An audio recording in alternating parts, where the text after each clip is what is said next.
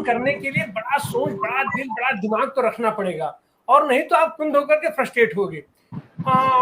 अपना एक आधार बनता है कि पिछले चुनाव में आपका क्या परफॉर्मेंस था, या अपने पिछले दिनों आपका क्या परफॉर्मेंस था।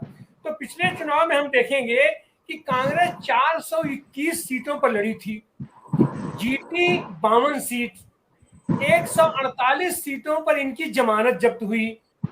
52 सीटों पर ये जो जीते थे, उसमें एक सीट वो जो है जनता दल यू उस पर सेकंड किया था, 13 सीट लेफ्ट उस पर सेकंड की थी, 3 सीट टीआरएस उस पर सेकंड की थी। मतलब उस 52 सीटों पर 17 सीटों पर इनका सीधे सीधे जो आज की तारीख में इनके एलाइज होने जा रहे हैं, वो इनसे नेट टू नेट फाइट कर रहे थे। और जो 209 सीटों पर ये सेकंड किए थे, उन 209 सीटों पर 5 सीटें जो है जनता दल जीती थी, 7 सीटें शिवसेना जीती थी, 8 सीटें टीआरएस जीती थी। मतलब 20 सीटों पर सीधे सीधे आज की तारीख में ये जिनसे अलायंस करने के बारे में सोच रहे हैं, उनसे इनको मुकाबला करना है, वो टक्कर था। तो इस तरीके से कुल जो उठा करके 261 सीटों से ज्यादा तो इनका मामला बनता नहीं है।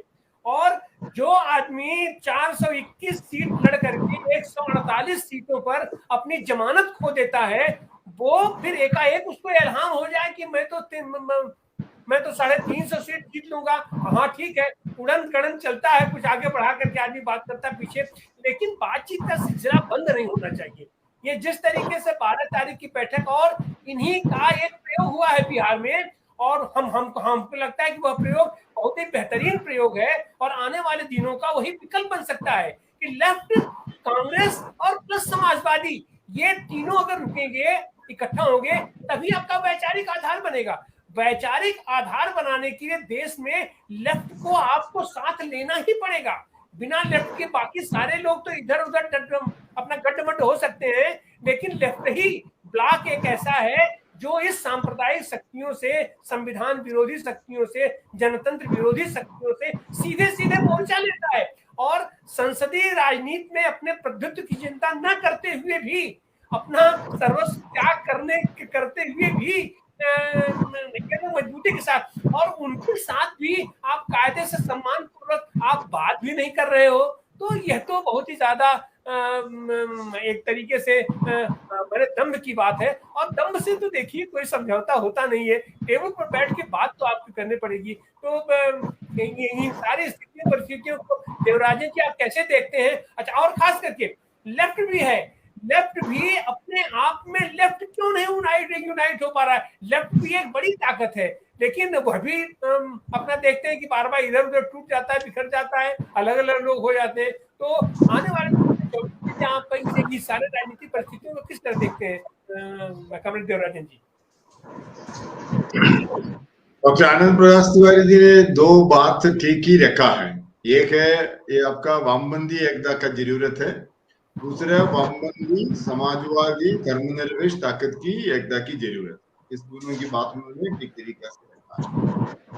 पहली बात है जिसे आप ठीक ही कहा, 2004 की जो लोकसभा चुनाव के समय, चुनाव के बाद हम नतीजा जब आया तो बीजेपी सरकार सत्ता में थी।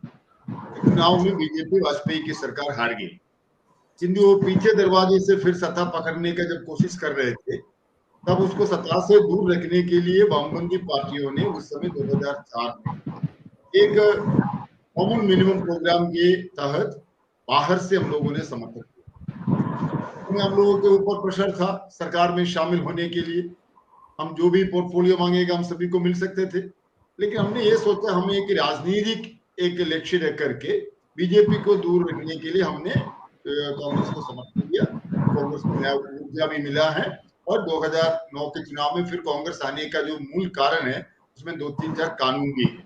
उस कानून के पीछे भी वामपंथियों की बहुत बड़ा भूमिका थी।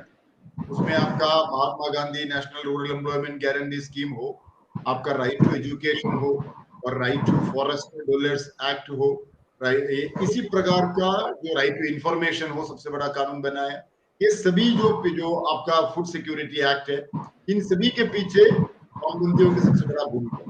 उस समय हम जरूर कहेंगे, हम भी उसका साथ मीटिंग में बैठते थे जब न्यूनतम कार्यक्रम जो है कॉमन मिनिमम प्रोग्राम को इम्प्लीमेंट करने के लिए जब फाइनेंस मिनिस्टर श्री चिदम्बरम के पास हम लोग जाते थे तो उन्होंने सब समय नेगेटिव बात करते थे, कैसा कहाँ से पैसा आएंगे, कहाँ से पैसा आएंगे। तब हम सब वामपंथी नेता लोगों ने उसका अल्टरनेटिव रास्ता दिखाया। उस समय ये सभी कानून तैयार हुआ, उसका फायदा भी कांग्रेस को ही मिला। 2009 के चुनाव में फिर कांग्रेस सत्ता में आए।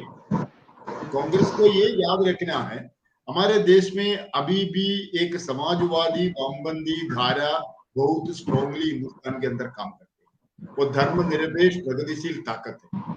इस ताकत को पॉलिटिकल क्रेडिबिलिटी भी है।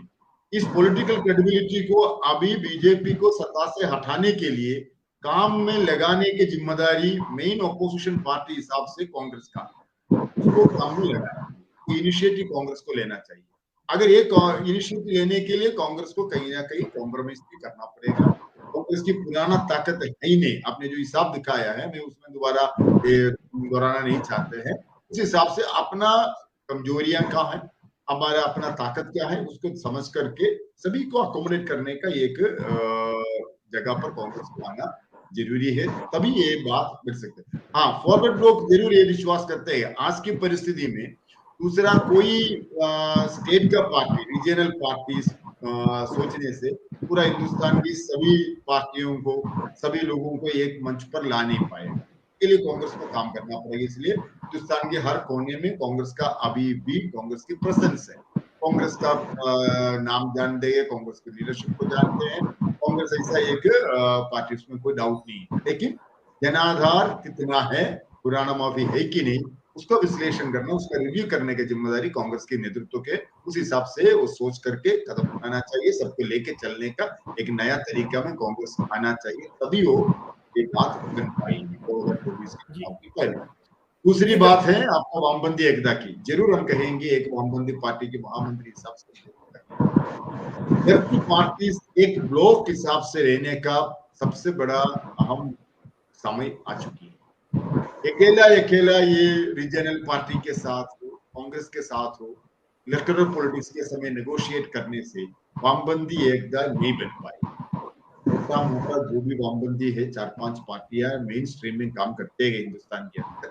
इन सभी पार्टियों, 5 पार्टियां एक साथ बैठ करके हम एक ब्लॉक है, left as a block in Indian politics, credible credential, इसके साथ अगर काम करने का, उनके साथ ट्रेड यूनियन है, किसान है, यूथ है, स्टूडेंट है, महिला है, आदिवासी, इतने ही संगठन है और बुद्धिजीवियों के बीच में भी उसका जो पकड़ है, उसका जो इन्फ्लुएंस है, ये सभी को हमारे देश के धर्मनिरपेक्षता और हमारा संविधान को रक्षा करने के लिए काम में लगाना है। तो left as a block we have to work together.